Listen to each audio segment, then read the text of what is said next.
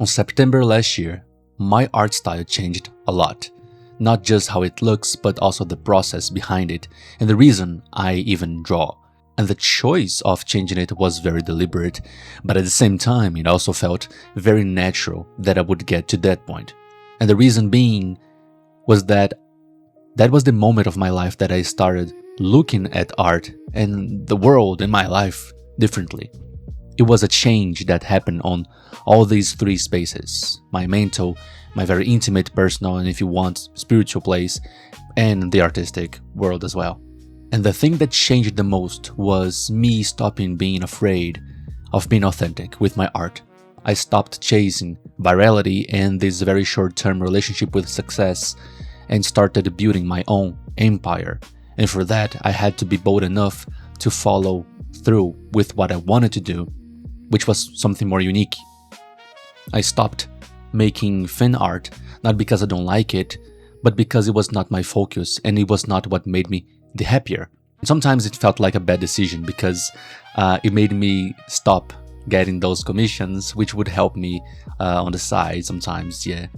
But it also made me feel more fulfilled because now I had time and patience and the mind space to focus on what I really wanted to do. So I just wanted to make this video a very long argument on how you should start being more authentic with your art, to stop feeling afraid of getting out there and doing the art that you want to make, the way that you want to make, not caring for what other people think and not caring for any sort of virality.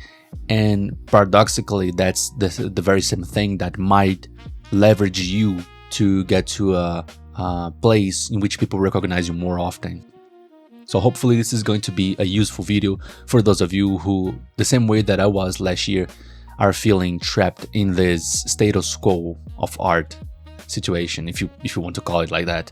Before we begin though, I just want to say that this channel is supposed to be a safe place for artists, so feel free to share your thoughts in the comments and also use our community posts to share your art with us. I know we are not too many yet, but this channel will grow and hopefully people like you who share your art with us are going to be one of the features of this community. So yeah, I really wanted you to understand how important being authentic is.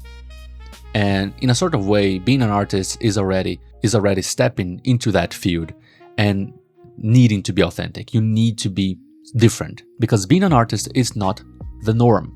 It has never been and it probably never will. We work, and when I say work, I say both at a structural, mind structure level, but also at a financial level. We work in a different way. Artists do not operate on day-by-day dilemmas because our work is never about how useful it is on a practical sense, but how deep we can reach on other people's souls. We are entertainers in a way, and we want to make the world beautiful. That's not to say that there are not artists out there, people who we label as artists, who do not do this only for profit. There are a lot of those, though there are people who do this and are very successful monetarily, and they do get a lot of money doing things that they don't believe in. But most of us, most of the artists of this world are doing stuff because they really think it is beautiful and it really brings joy not only to them, but to other people as well.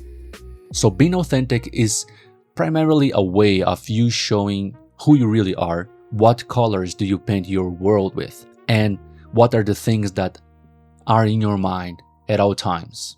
I don't know about most art mediums, I haven't tapped into all of them throughout my life, but I can say this about making illustrations, about making animations. I have worked some time as an animator, bet you didn't know that, and making music, and I've studied a little bit of fashion as well.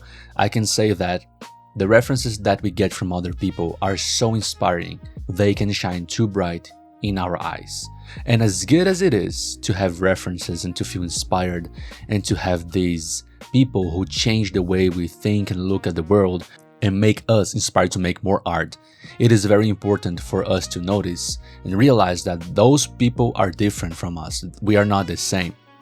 We have different stories and we have different experiences, and therefore the way that you communicate what you want to communicate with your audience is going to be different. There is no changing that.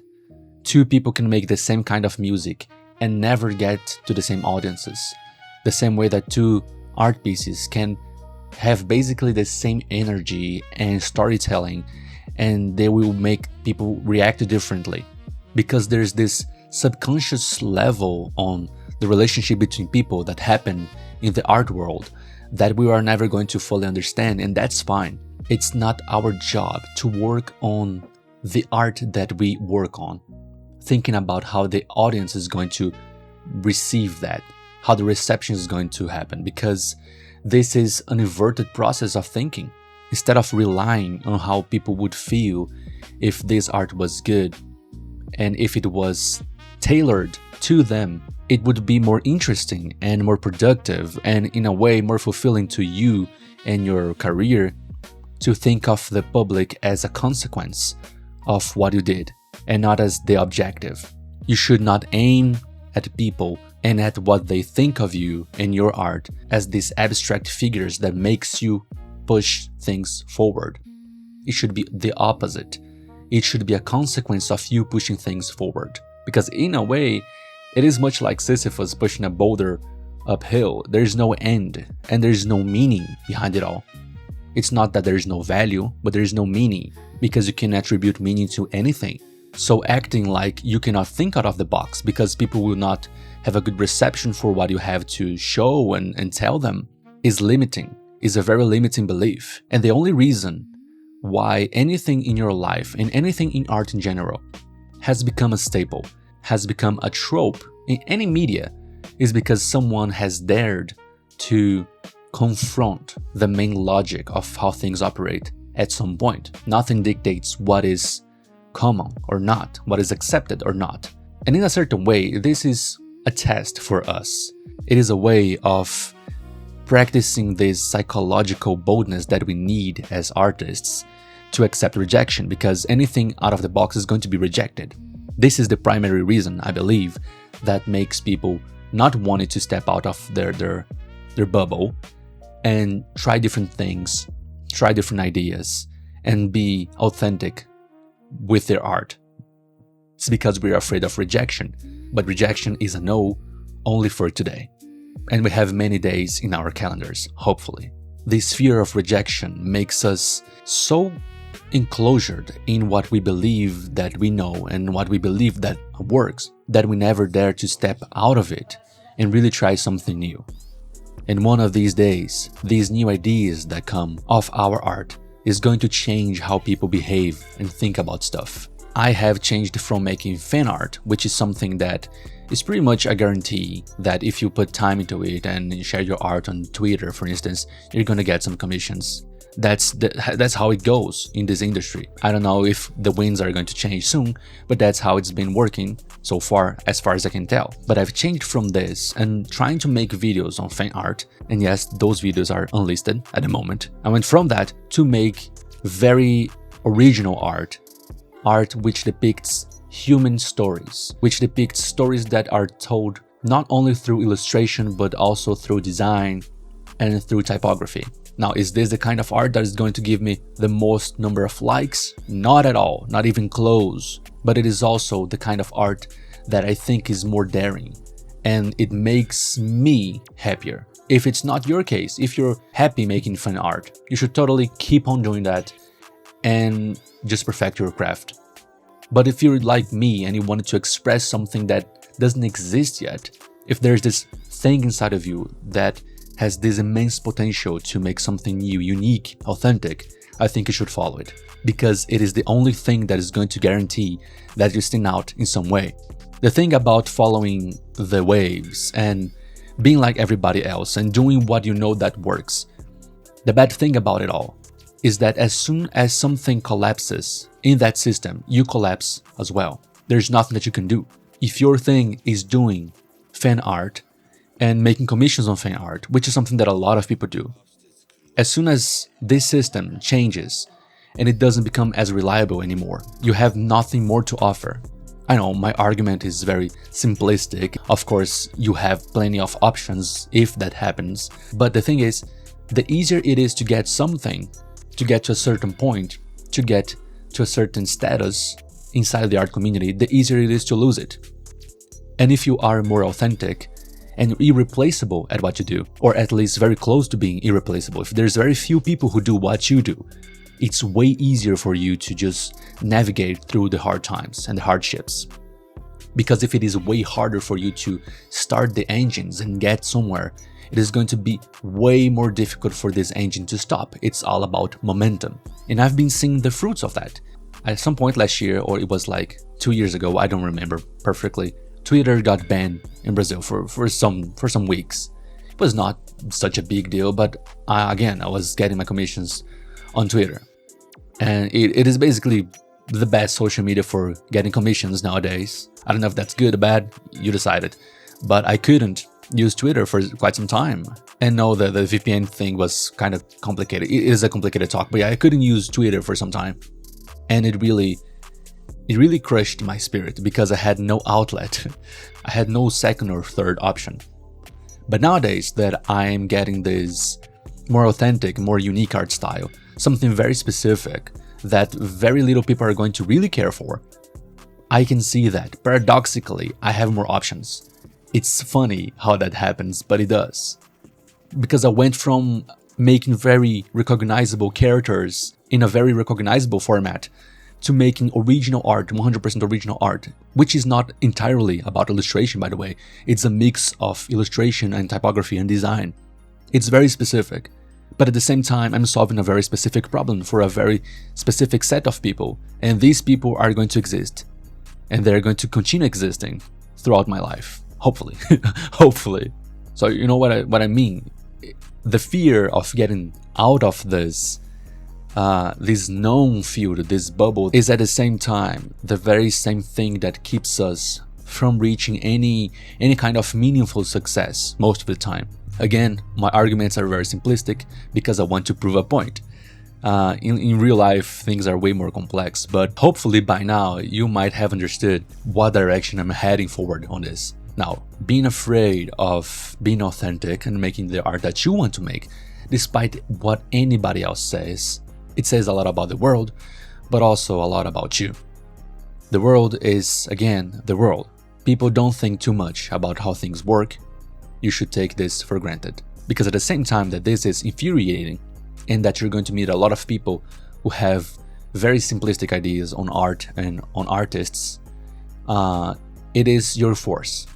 Because you can focus on what you do and not think too much about what they are saying, and believe in yourself way more than you believe in them. The good thing about most people not thinking too much about life and not caring too much about the depths of our souls and our inner dialogues is, and art in general, is that you can always thrive on yourself. You can always thrive on your inner talks and on what you want to communicate, on the abstractness of your own mind. You can always count on you.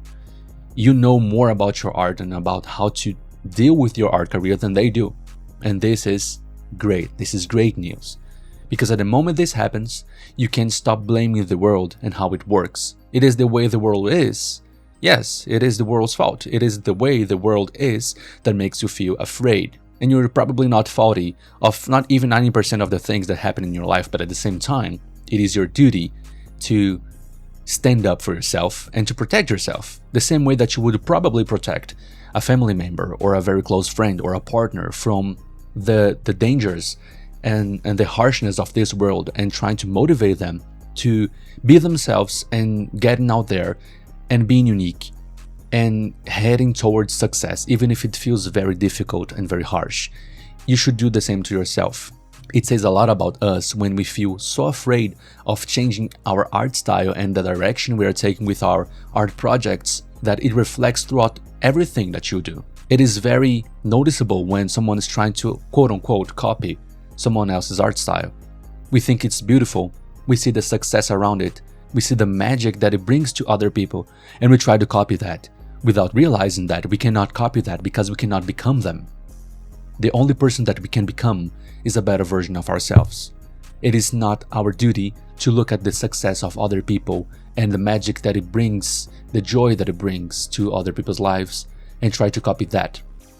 We're not emulators. We are inspirators, instigators. We need to take the feeling, try to replicate the feeling, not the object.